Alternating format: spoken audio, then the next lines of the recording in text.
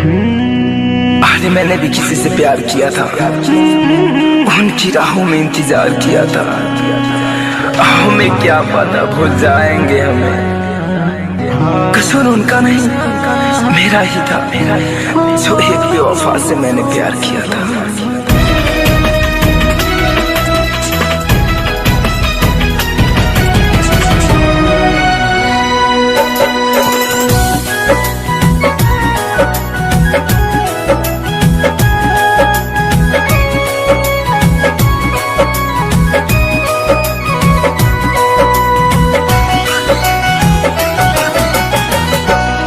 कोई प्यार किसी से मत करना, कोई प्यार किसी से मत करना।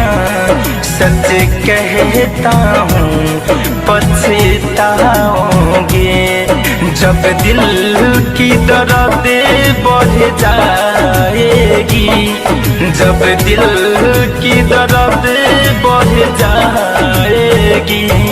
हो आंसू के सिवा कुछ ना पाओगे, कोई प्यार किसी से मत करना। सच कहता हूँ पछताओगे।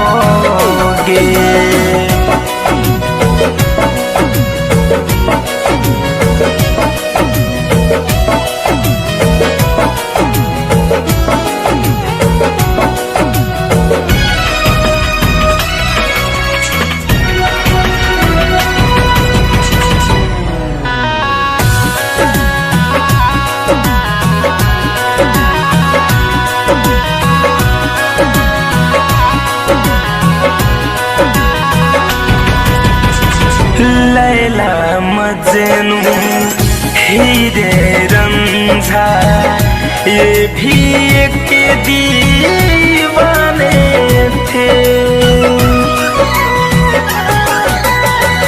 क्या क्या गुजरी सबके दिल पे, खा के ठोकर सब जाने थे। ये दर्द भरा एक मेला है, ये दर्द भरा एक मेला है। जिंदगी भर ढूंढना पाओगे, कोई प्यार किसी से मत करना। सच कहता हूँ पछताओगे।